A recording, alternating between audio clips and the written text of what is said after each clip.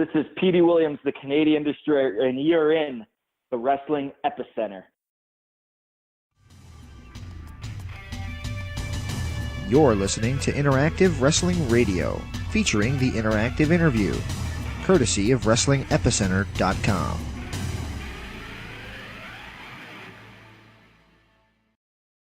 This is Trinisha Biggers, and you are listening to Interactive Wrestling Radio.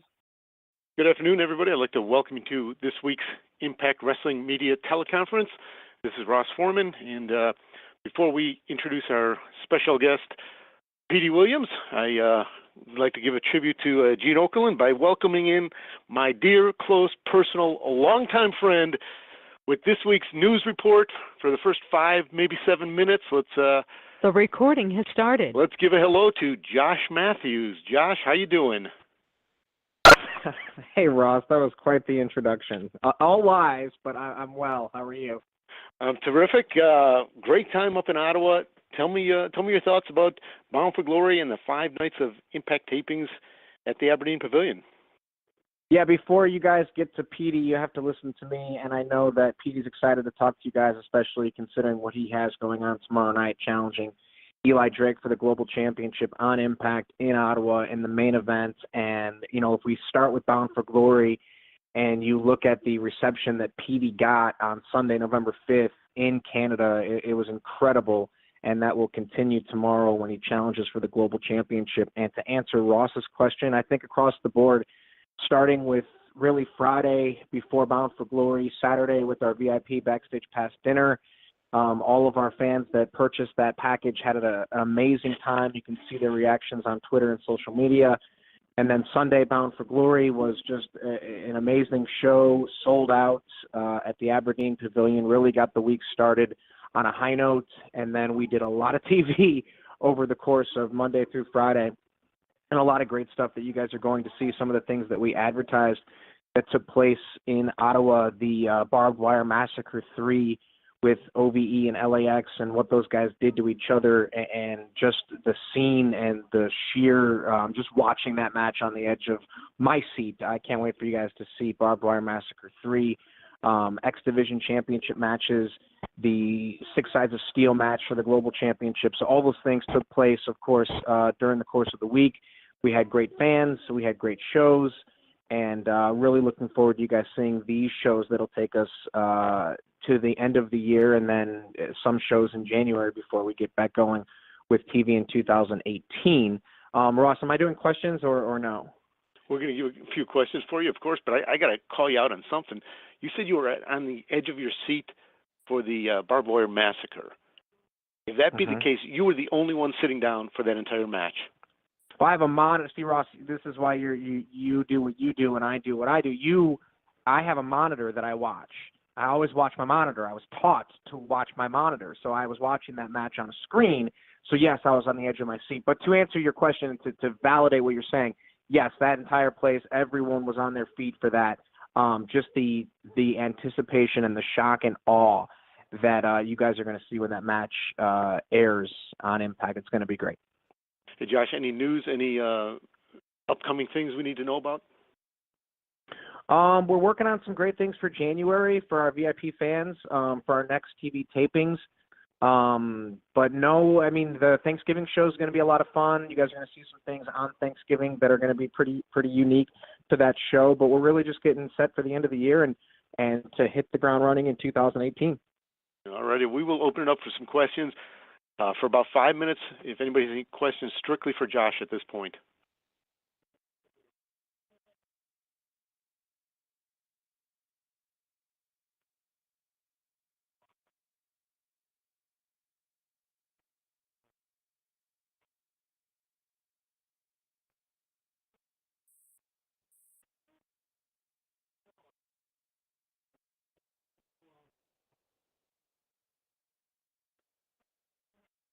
Am I getting off easy this week, Ross?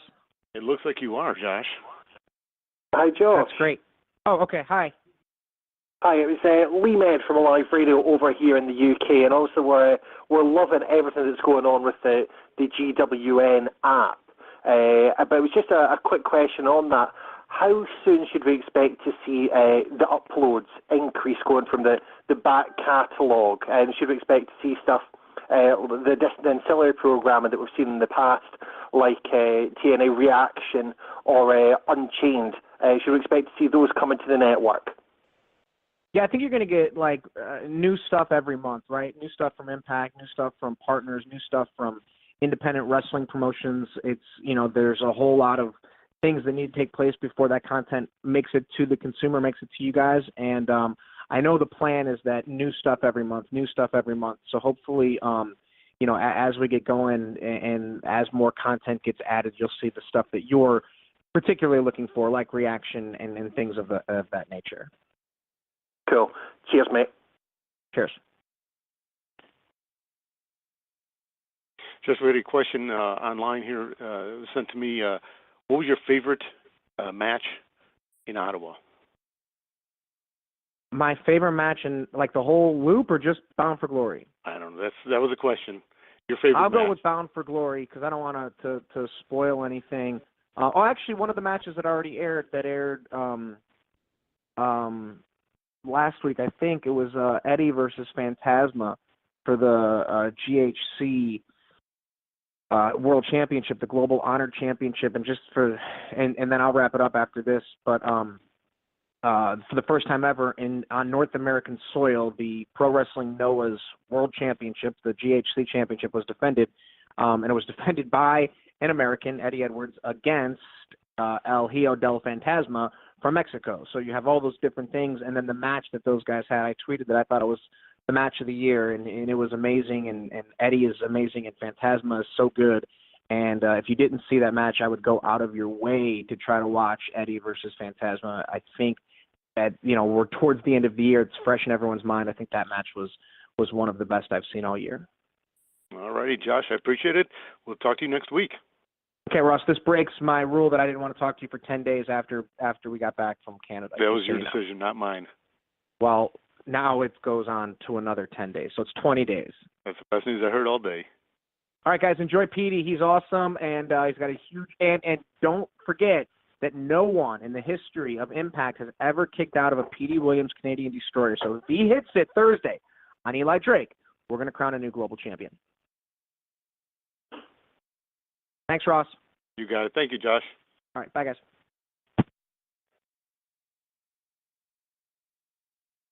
This is going to be 1 minute. We have a little technical difficulties here. We're going to blame Josh on that, of course, and we will be right back with Petey.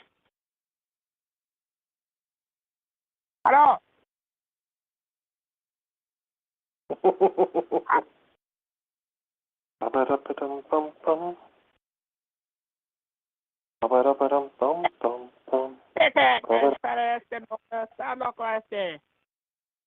Hello. Howdy, howdy, howdy, howdy. Howdy, howdy, howdy, ho. Do, do, do, do, do, do, do. Guys, it should just be about 1 more minute. Hello. Hello. Hello? Yeah, who's this?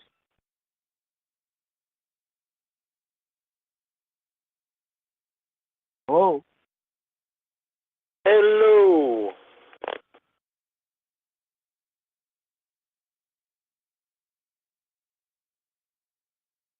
Howdy, howdy, howdy, howdy. Howdy, howdy, howdy, ho.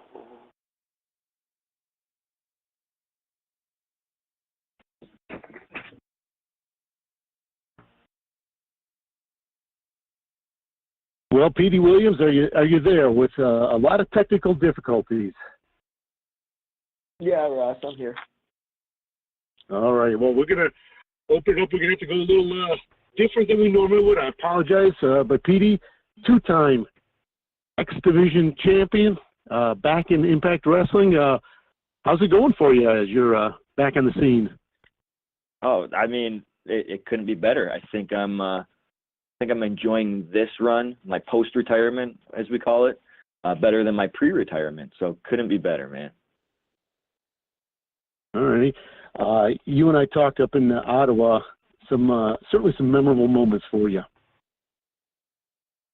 Yeah, I mean, starting off with Bound for Glory, I mean, that was probably one of the highlights of my entire wrestling career. Just, you know, the ovation and just the warmth that I felt from the Ottawa fans. Like, just when I stepped into the arena, it gave me goosebumps. I mean, I pointed it out to the cameras, like, right in front of me. It's just, it was amazing. And even the other competitors in the match, they were standing there clapping, saying, you know, this is awesome. This is unbelievable. So that was a huge highlight. And then not only that, but the world title match or global title match coming up tomorrow on Impact. That's another highlight of my career that I never got the opportunity to fight for a championship like that before. So it's huge to me, very huge.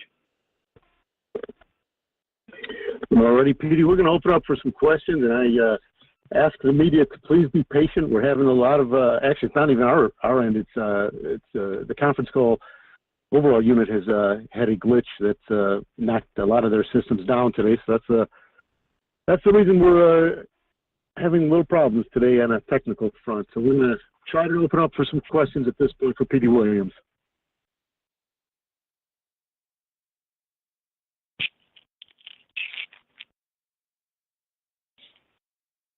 Unmuted. Hi, Petey. Yep. It's Lee Med from Live Radio in the UK. It was just a very quick one. Obviously, it's great to have you back, but if we can go back to your initial Impact run, obviously many people will remember you as Little Petey Pump, which was a great run you had at the time.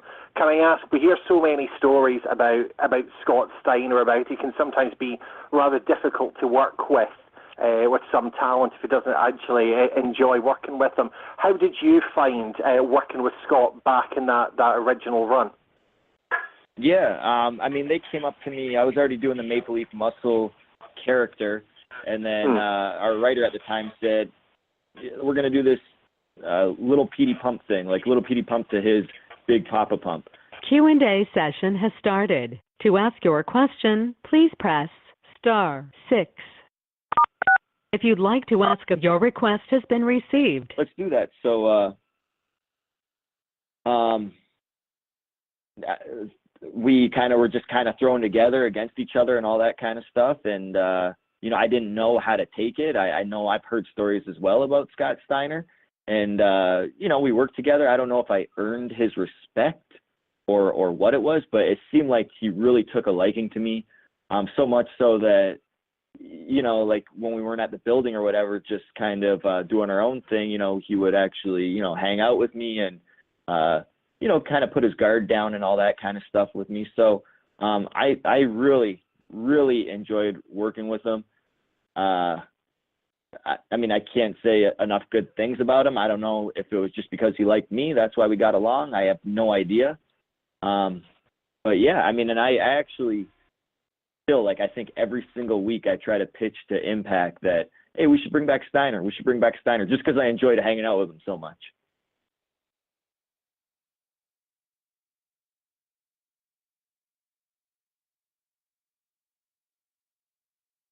Mr. Williams? Yeah. My name is Stephanie for Steel Chan Magazine. In UK, you just stated that this title match tomorrow is going to be one of the highlights of your career. My question is, in this post-retirement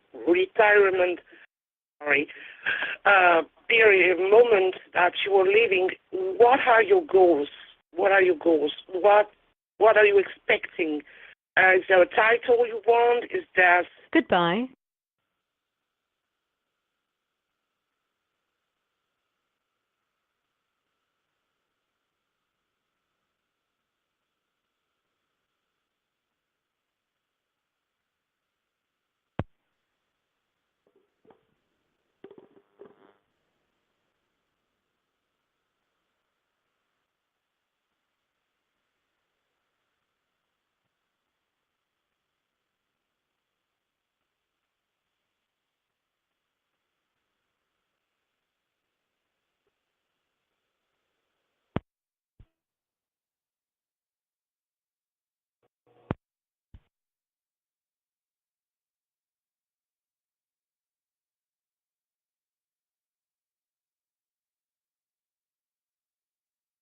Welcome. This service is provided by Free Conference Call.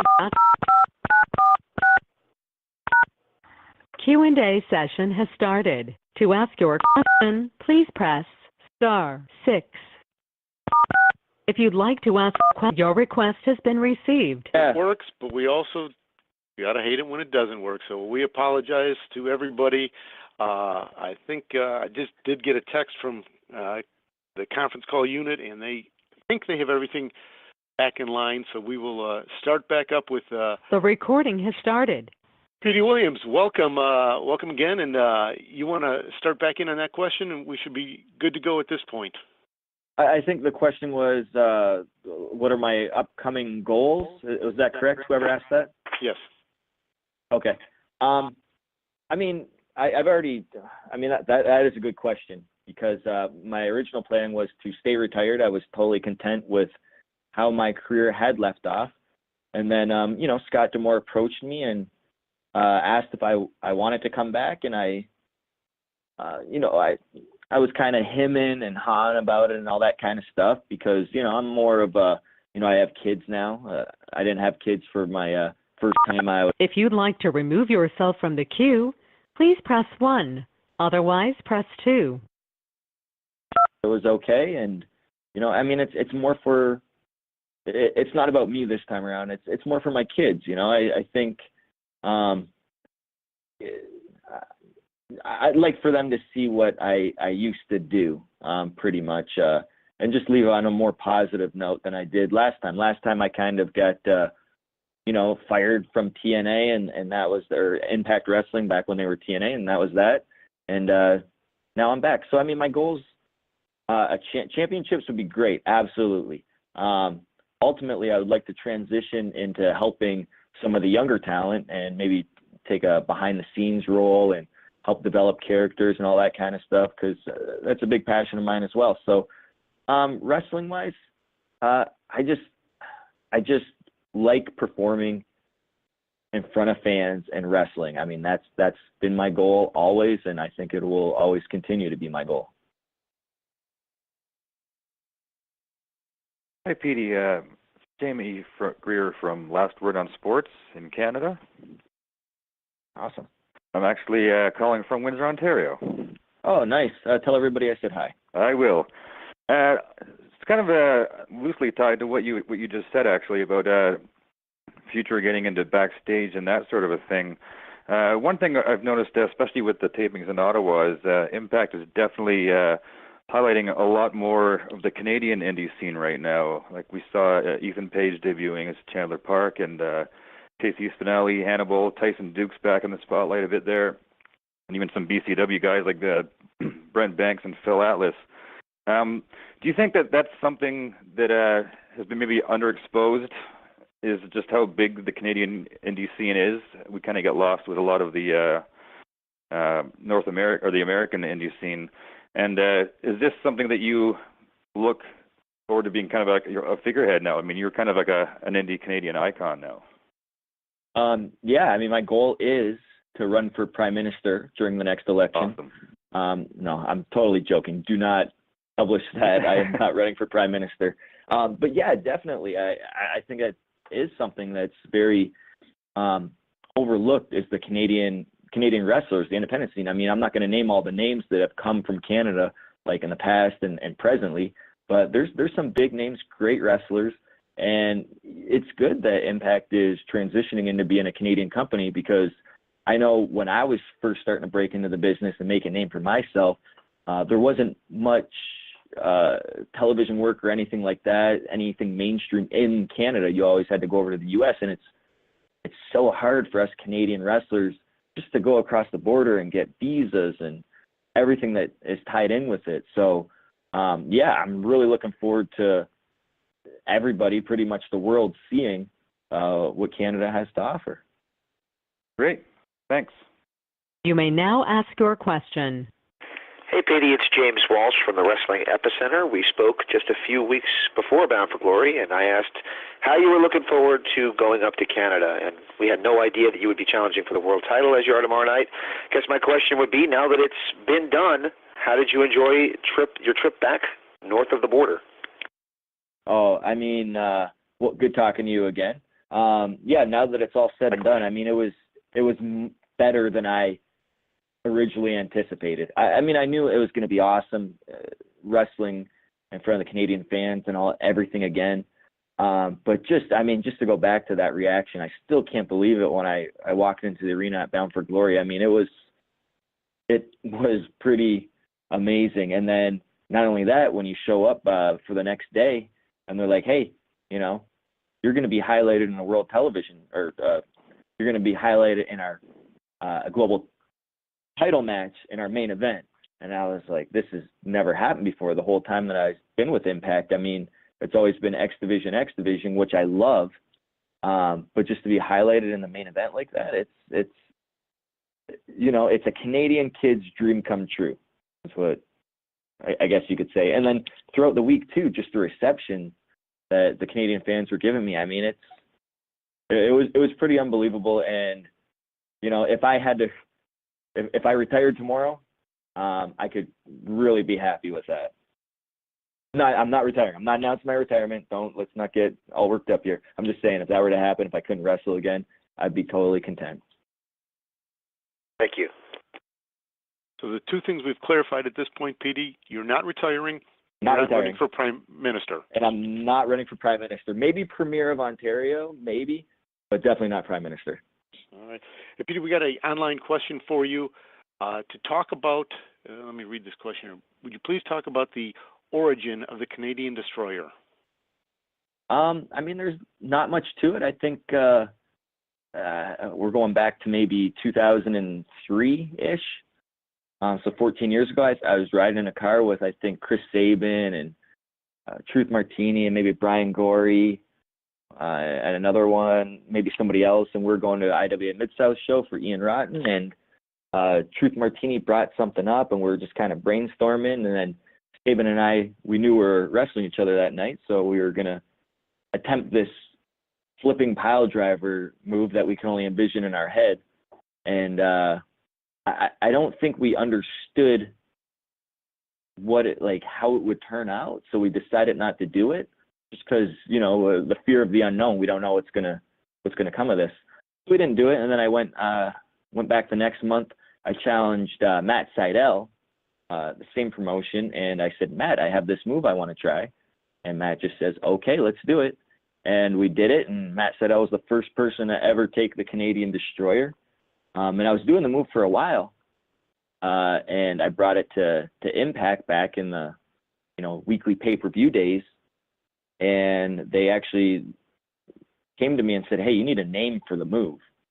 And I'm like, yeah, I know I do. I don't know what to call it. So, I kind of went back to my roots. Everybody knows Scott D'Amore trained me, and the guy that trained Scott D'Amore, his name was the Canadian Destroyer, Doug Chevalier.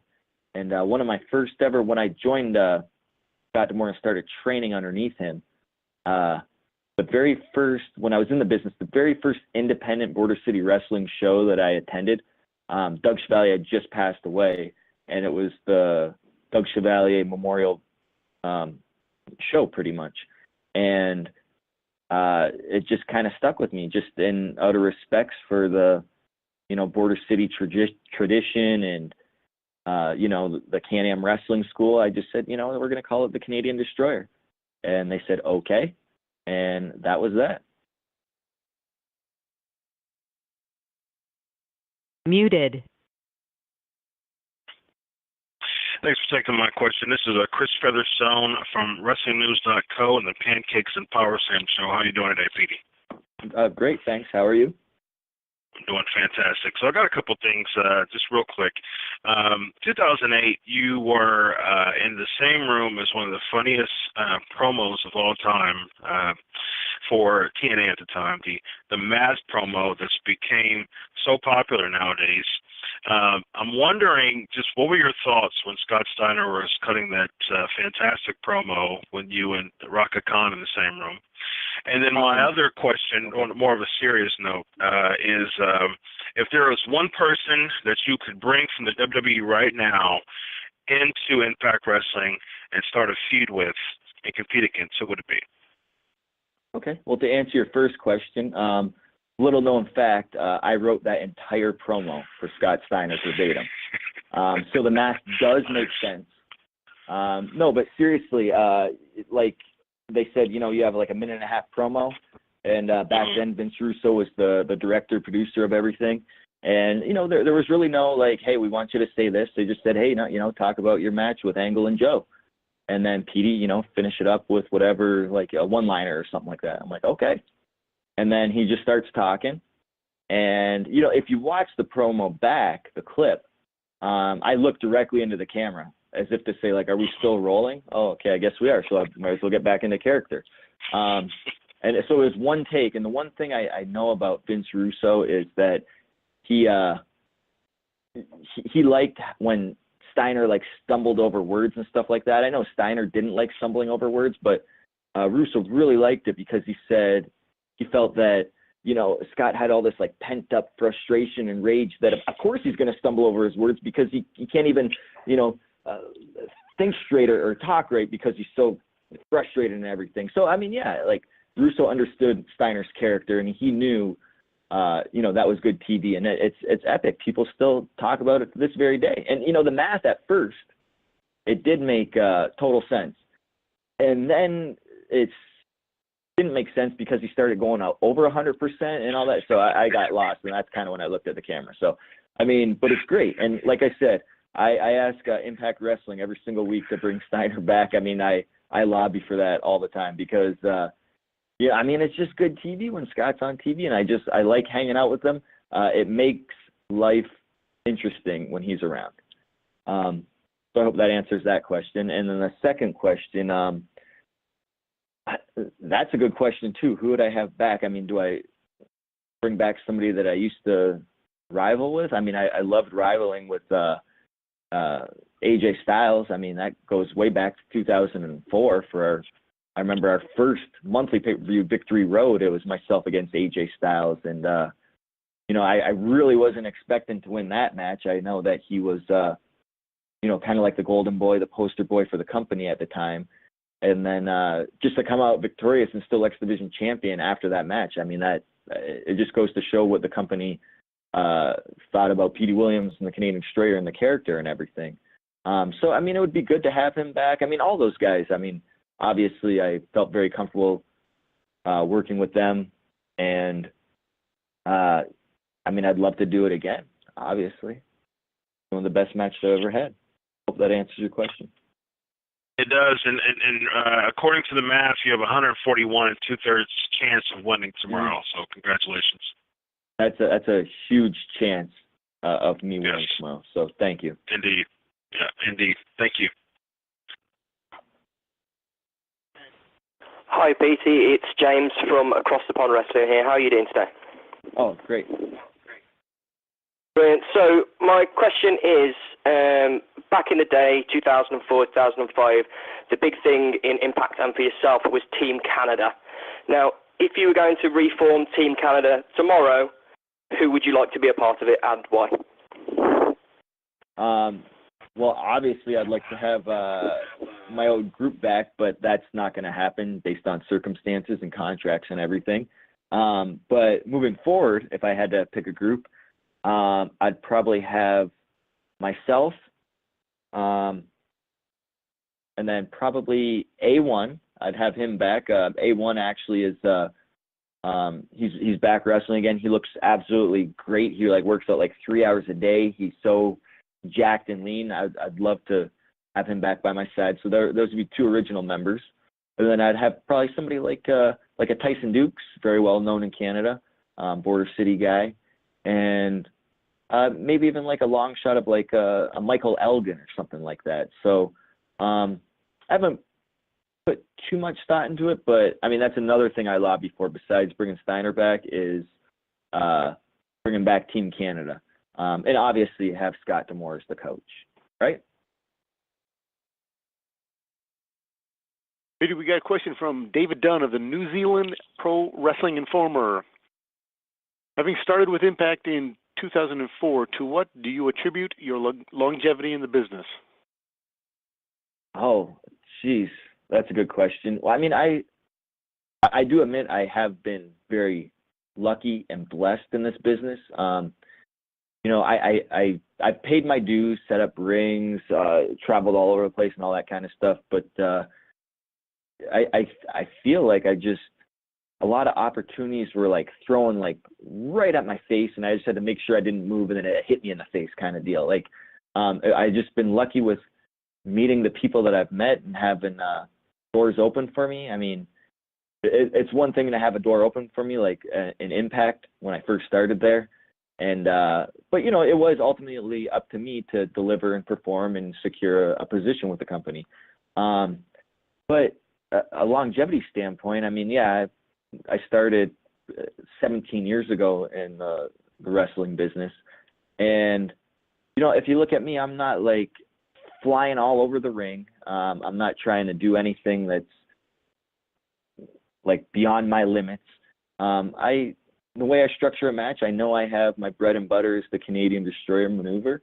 And, I mean, that's what I try to go for. I mean, that's the purpose of my match. I want to hit that move so that I can win the match. That's pretty much what it comes down to. So you might see me go for it a few times in the match, but I know it's going to win me matches, and that's what I go for. So longevity-wise, I mean, I want to say I'm a smart wrestler. I don't try to do things that are, I guess, out of my league. I'm not going to go do a 450. Yeah, I could do a 450, but it's going to look maybe 70% good, whereas somebody like a Matt Sydal or, you know, an Ishimori can do a 450 100% good. So why would I want to do something that's 70% good when I know there's another performer that could do it 100% good? So, yeah, I mean, I want to say I'm cautious. That's why my longevity's always been there, and I've been free of injury, knock on wood, thus far. I want to make sure, Petey, if you're doing a 450 at 70%, you're actually only doing a 315. Yeah, but if you're doing a 450 at 141.6%, then you're doing almost like a 630. All right. Well, we'll give a little tribute and tip of the hat to Scott Steiner for that. Question. Man. Hey, Petey, this is Grant Matthews from Hitmode.com. How you doing today? Great, thank you. You had mentioned before Team Canada. I just want to get your thoughts on the recent success of former members Eric Young and Bobby Roode in WWE, and if you keep in contact with them to this day. Yeah, I do. I'm so happy for them. I mean, we all kind of started and were signed to a contract all at the same time in Impact in 2004. You know, now obviously it's our goal to work your way up, you know, in wrestling, however it may be. You know, making it your career, that's going to be your job in life, and that's what we were doing, loving life. And I don't remember the last time I texted Eric Young. It was something, you know, I mean, goofing around. I don't remember what it was. I don't know. It was an old memory. But, yeah, and then Bobby Roode, I think the last time I texted him, I saw him. He was looking good on TV, and, you know, we used to I'll take you behind the scenes right now. We used to, you know, do each other's back when it comes to the fake tanning. You know, there's no surprise that wrestlers use, you know, fake tanning lotion. So I asked Bobby, I'm like, hey, man, you're looking good on TV. What lotion are you using nowadays? And he told me. So we kind of swapped there, and that's what I'm using on TV now. So, yeah, I mean, we still keep in touch, and I'm so happy for them. They're doing what they love to do.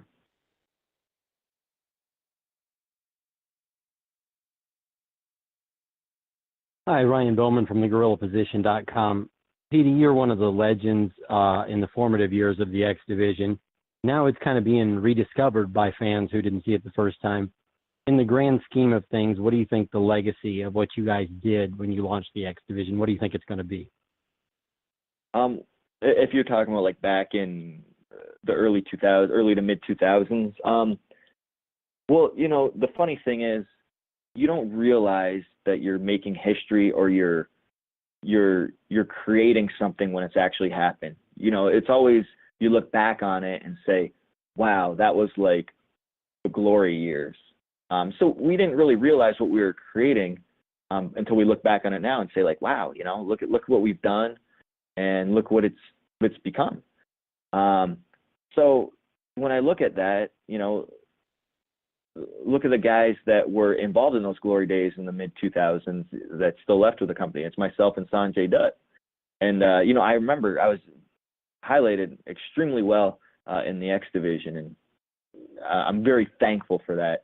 And I would like for it to shift back to the way it was, to create that history again. We're not going to know it when it's happening, but if everybody, watches and it's just, and as a part of it, you can look back on it 10 years from now, like in 2027, you could be like, yeah, I remember in 2017, Petey Williams came back, Sanjay was there, and the X division was doing something special.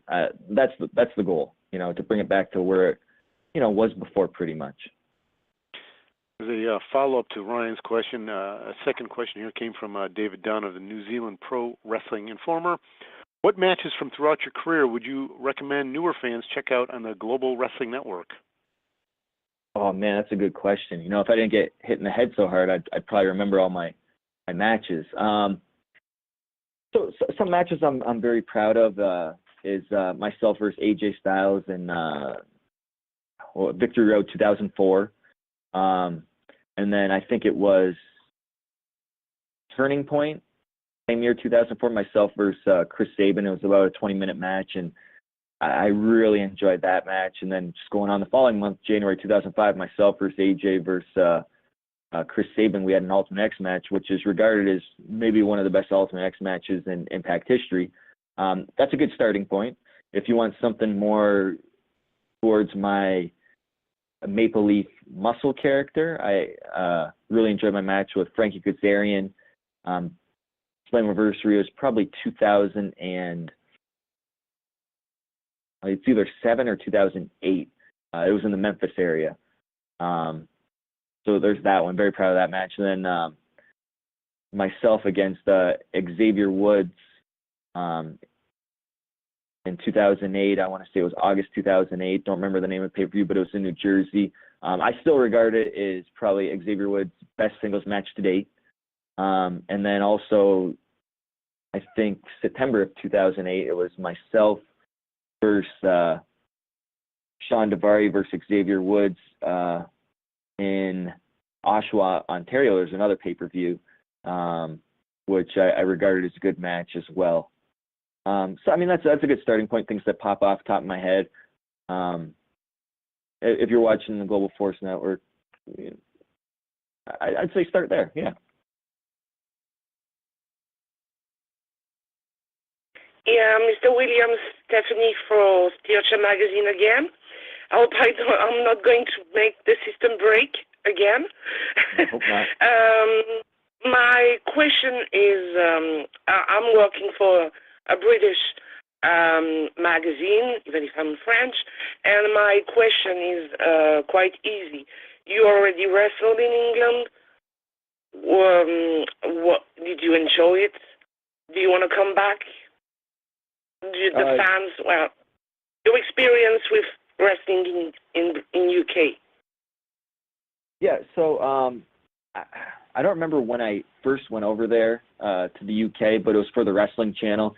And man, I tell you what, the United Kingdom fans they are awesome. I mean, they've always been huge events that I've wrestled at, and they are some of the best fans out there. And just to not take away from the fans, but the wrestlers themselves. I remember when I used to go over to the UK back in probably 2004-ish, that right around that time. I felt that I don't know what it was. I felt that the UK wrestlers were kind of, I don't know, stuck in the past.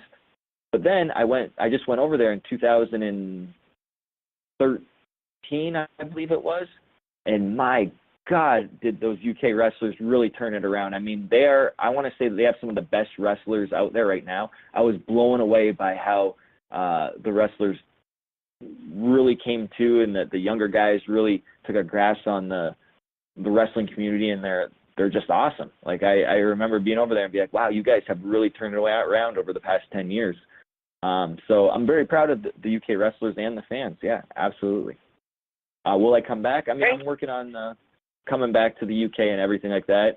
I don't know if Impact has anything lined up, but if Impact does, I'd be happy to be on that tour as well. Thank you. You're welcome.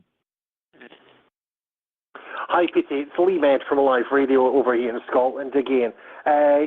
Earlier on, you were talking about, obviously, Team Canada, and back in the day, you had, obviously, Coach D'Amour, who was a great manager, coach, call him what you want. Do you think there's still a place in the modern wrestling scene for the manager? Oh, for a male manager? Or just him in general? Well, I was going to say, for the role in general. Yeah, I definitely believe so. I mean, Scott D'Amour is definitely a great talker on the mic, and he could hold his own against anybody, and that's why they put him on the mic back in 2004. So yeah, there's definitely. I mean, there's so much stuff going on with social media and what's going on in the world and stuff like that. So there's so much more material out there than there was in 2004. So I could definitely see it and it working.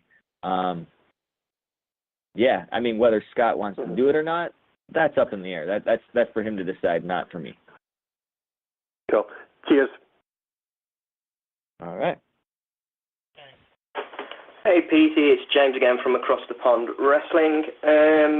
The news recently broke after the last set of type-ins in Canada that James Storm was planning to depart from Impact.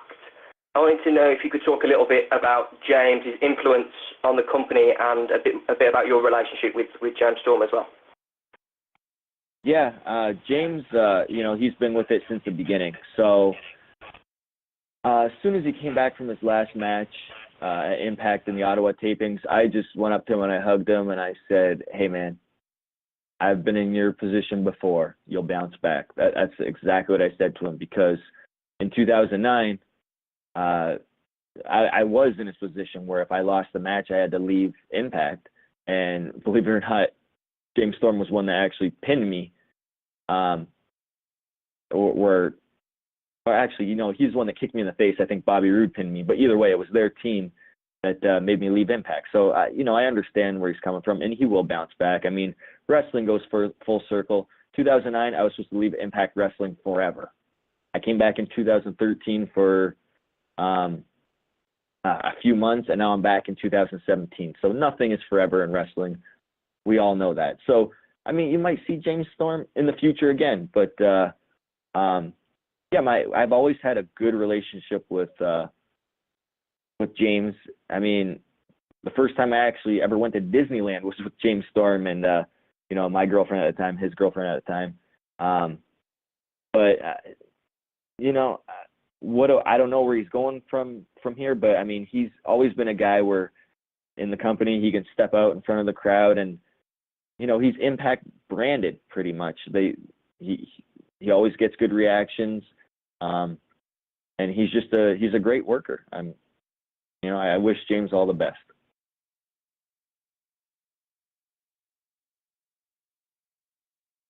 Hey, Petey, this is Graham Matthews, HitAndRoad.com again. You spoke earlier about the latest set of tapings of Impact that just took place in Canada. And obviously, even before that, you were wrestling for Impact here in the States in the Impact Zone out of Orlando. What was the biggest difference in the atmosphere? Of course, obviously, aside from being from Canada, the biggest difference in wrestling in Canada and the USA for Impact?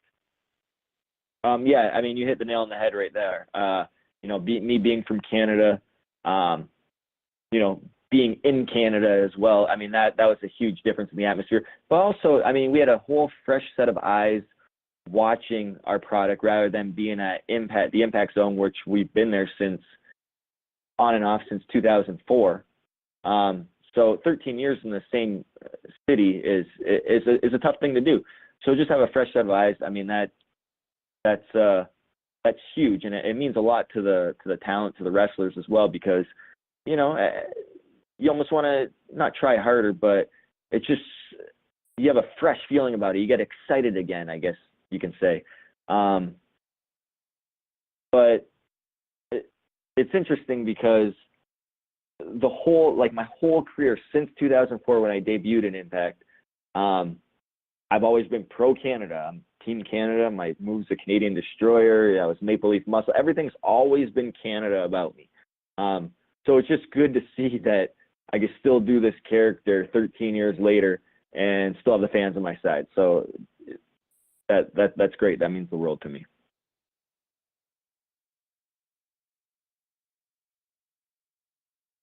Hi there, Jamie from Last Word on Sports again.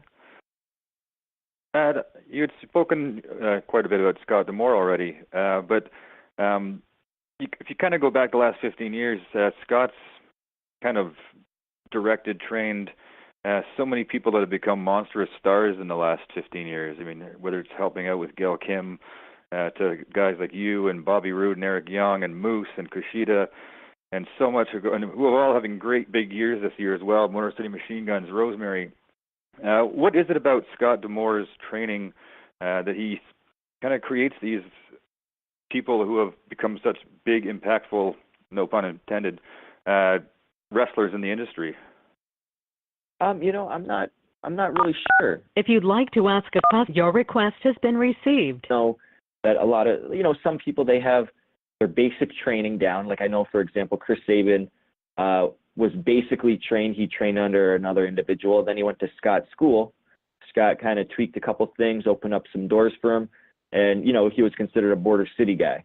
The first day I ever stepped foot in a wrestling ring was at the Can-Am Wrestling School under Scott D'Amore. So I'm privileged to be considered one of the very few that have actually started, like my very first bump was in a Border City Can-Am wrestling ring underneath Scott D'Amore. But yeah, people know that, Scott has, helped a lot of people on the way. So I know, for example, if I was starting out wrestling today and today was my first day in wrestling, I would probably seek out to be Scott D'Amore's school. Just because knowing what he's produced and everything. I don't know if it's anything. I do know a couple things that I can give to you that I know that Scott really harps on and sticks to.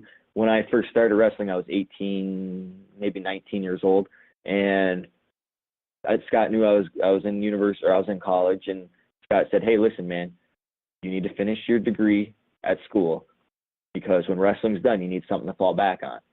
And I was like, all right. So as soon as pretty much like a few months after I finished up my my college degree and everything, he had me step into, the Impact Zone and said, "Hey, this guy's good." So he made sure I was done before he pushed me to that next level. So he really harps on that. So I thank him for that, that he did that.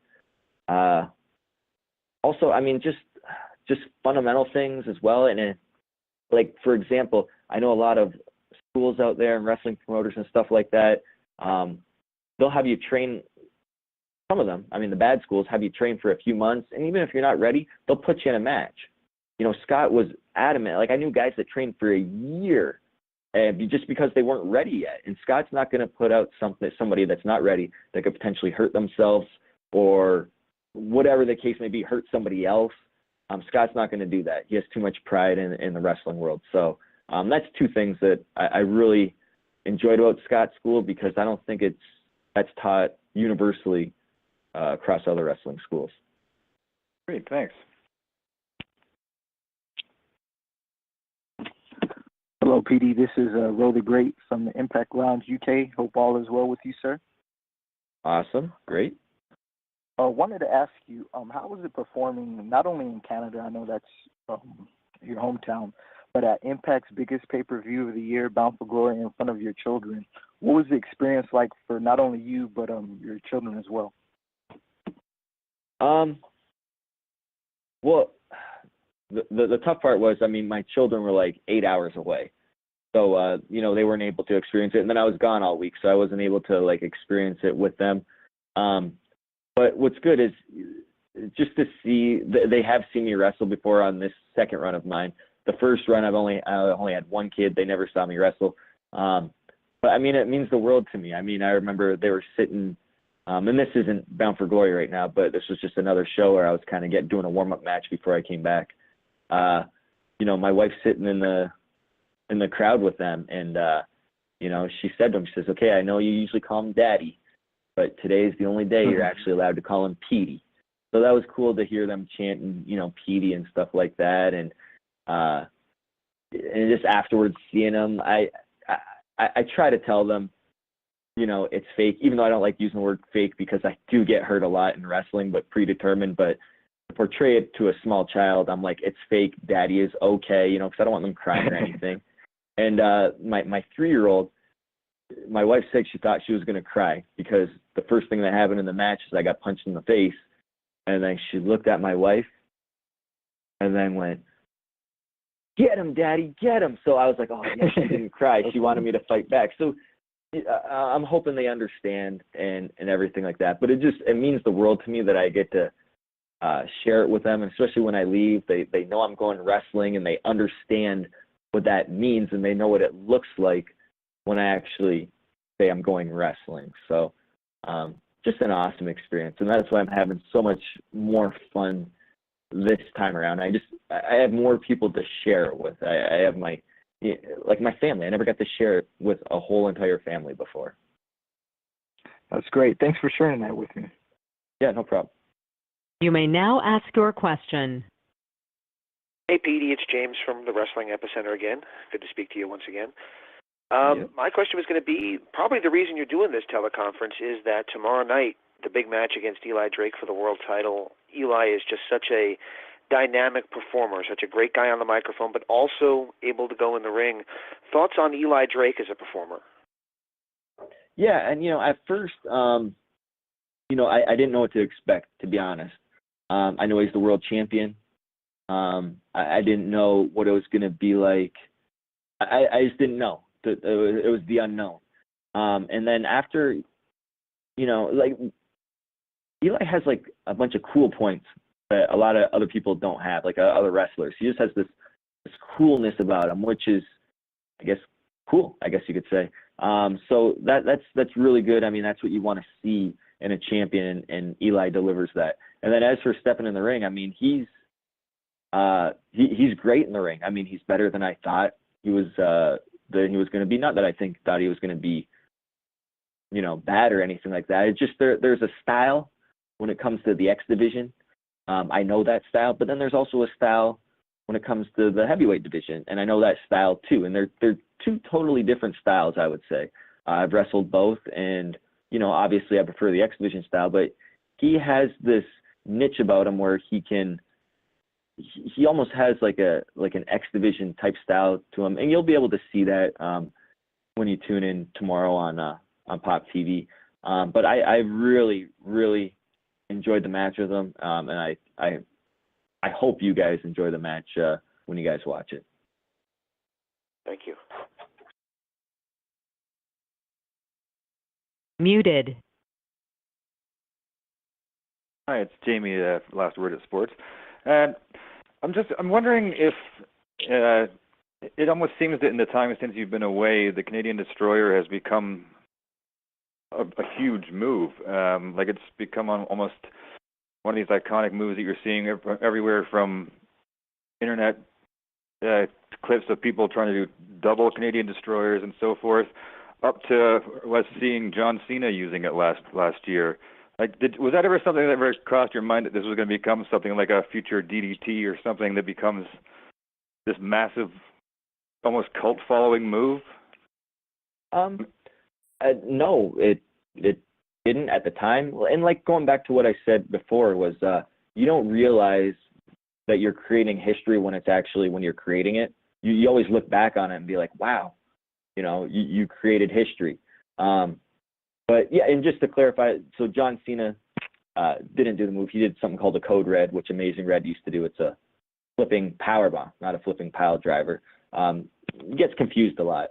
But yeah, I see it all the time. I feel like once I retired 3 years ago, it seems like every single match everywhere, there was a Canadian Destroyer involved in it. So much so that I think it was upsetting a lot of other wrestlers, saying like, hey guys, can we tone it down on the Canadian Destroyers? And then now that I'm back, it just seems like there's less of it. It's kind of like out of a respect thing. Like wrestlers are saying like, oh, Petey Williams is back. It's his move. Let's let him have it. And I'm totally cool when people do it. I know they say imitation's the best form of flattery. So, you know, I'm flattered when people do it. And it's good because I can look back and not too many people can say this, that they've created something in wrestling that's, going to last forever. Not too many wrestlers can say that. Like I know this for a fact. Like I'm very confident when I'm like 70 years old, I can be sitting in my living room with my grandkids watching whatever wrestling show is popular at the time, and there's going to be some kid probably not even born yet doing the Canadian Destroyer on TV, and I can look and say, hey, that's what I contributed to wrestling. That's me right there. That's what I did. So it's just good to show that when I'm long gone, that'll still be around, and that's my legacy.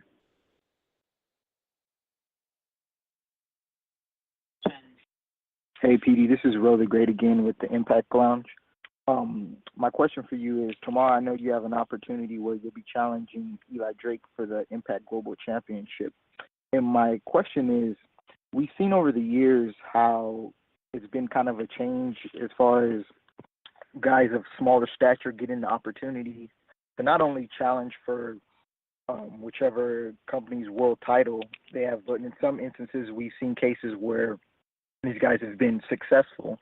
And I was wondering, is there anyone that you see in the current X Division or the crop of X Division stars that you can see in the foreseeable future potentially challenging and perhaps winning the Impact Global Championship?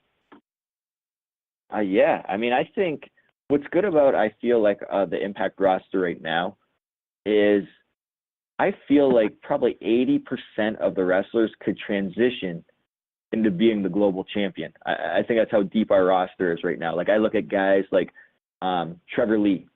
I don't see any reason why he can't. I think he's a phenomenal performer, and I don't see any reason why he can't compete, if not be the global champion. Same with like Matt Sydal. He's worked everywhere in this world. He could do pretty much anything, and he's a phenomenal performer. Same with Desmond Xavier. So I mean, I could see, and myself included, I can see pretty much anybody taking that spot. I mean, call me nuts, but that's what I believe. Okay.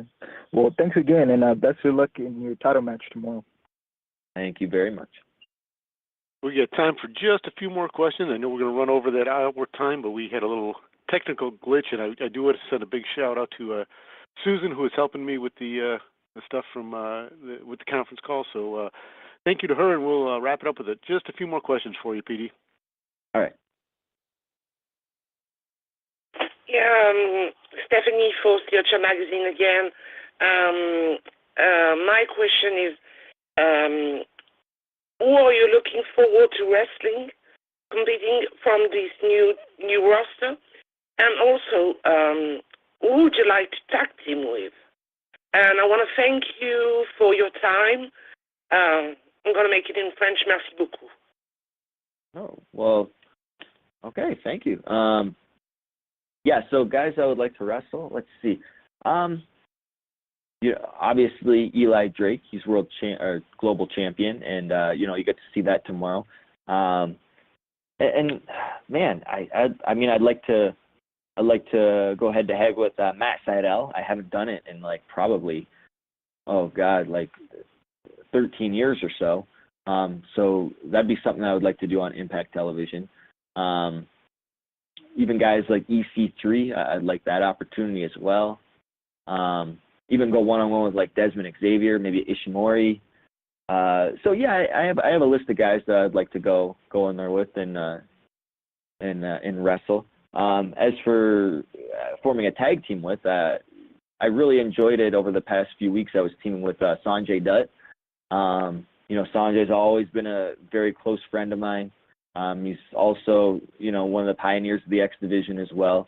And I think we would form a good team, and I even have a name for it. I would call us Seek and Destroy. I know Sanjay religiously is not a Sikh, but, there's like 20 million Sikhs in India, and Sanjay's from India, so he could be the Sikh part of it. I could be the Destroy part of it, Seek and Destroy. I think it's clever. That'd be one tag. And I'd also like to team with, somebody like Johnny Impact. I think that would be great to team with him. I love his style and watching that. Yeah, I hope that answers your question. Thank you very much. Hey, this is Chris Featherstone from WrestlingNews.co and the Pancakes and Power Slam show again. I got a question for you, of course. So WWE just recently broke the news that James Ellsworth is released. You ever had any interaction with James Ellsworth? And if not, how would you book him in a match against you? So I don't remember having an interaction with him, but a friend of mine, who I have my own podcast I do, but a friend, my co-host asked James Ellsworth, hey, Petey can't remember, but have you ever ran into Petey on an indie show? And he said, James Ellsworth said, yes, this year. I can't remember what it was. He probably doesn't remember. So yes, I have ran into him. I do not remember the interaction with him. I would book him, against me. I don't think it would be much of a match. I would say the same way that he was booked against like AJ Styles. Like it wasn't much of a match at all when they finally got to it. Not to discredit James Ellsworth, but he's been used as like a lackey for the last little bit on television. So I don't know. That's a good question, how I would book him. Good thing I'm not the booker of Impact.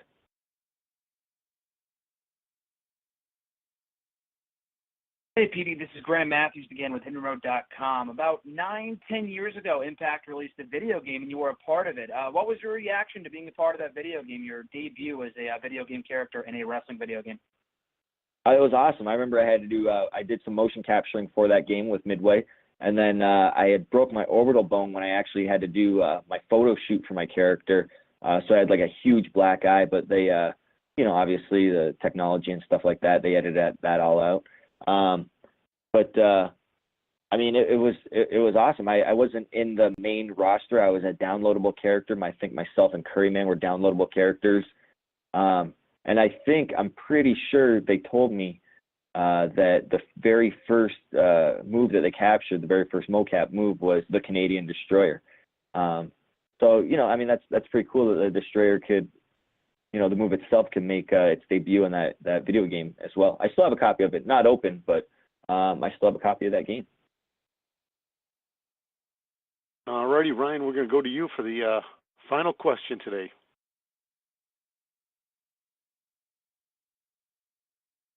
Hey, Petey, Ryan Bowman from thegorillaposition.com. You stepped away for a while and came back, and now you're a veteran and one of the leaders.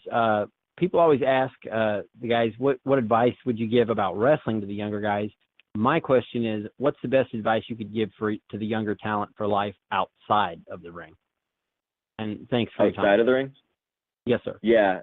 And my advice would be the same thing that like Scott D'Amore, kind of instilled in my head, is always have a backup plan for wrestling. Wrestling is not going to last forever. I do understand that I could step into the ring tomorrow. I could break every bone in my body, and then what? You're not going to be able to support your family anymore. That's the best thing I could tell other wrestlers. Just have a backup plan, as well as when you're on social media. Like when I first started in wrestling, there was no social media. Sometimes I wish there was no social media because, sometimes people say stuff jokingly, and everybody gets so hurt about it, and sometimes I just wish we could go back in the day, like 15 years ago, where, people can still take a joke. But it seems like that's not the world we live in anymore. Everybody has to be politically correct. But you have to be able to adapt to that and just be careful. Whatever you put out there on social media is going to be there forever, and there's no going back saying, I hope people forget. People forget, somebody else is going to make a mistake, but just, do everything wisely. You're always under the microscope. So just be smart about a lot of things. That's all I'm going to say. All righty, Pete, we will wrap it up with that. I'll ask you for a final thought heading into Impact tomorrow night when you look to capture that Impact Global Championship from Eli Drake. But I also want to throw in there, what would it take you to throw that Canadian Destroyer on Josh Matthews?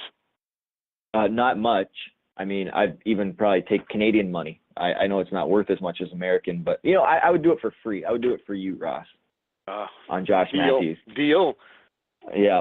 Can't wait for January. Oh, yeah, you're going to see it. Me versus Josh Matthews, Canadian Destroyer. Yeah, no, just final thoughts. I mean, this is, I've said it again and again and again. This is probably, tomorrow night is one of the biggest matches of my entire career. And, you know, I knew that going into the match for the Global Championship. And I just hope I deliver and everybody watches and they enjoy it just as much as I will. All righty.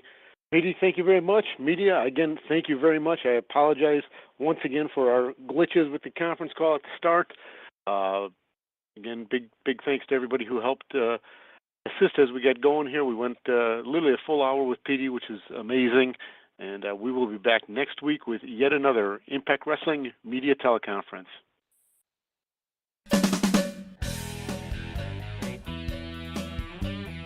The Wrestling Epicenter has been around since 2002, and in that time, all these guests, everybody pictured, has been on our podcast.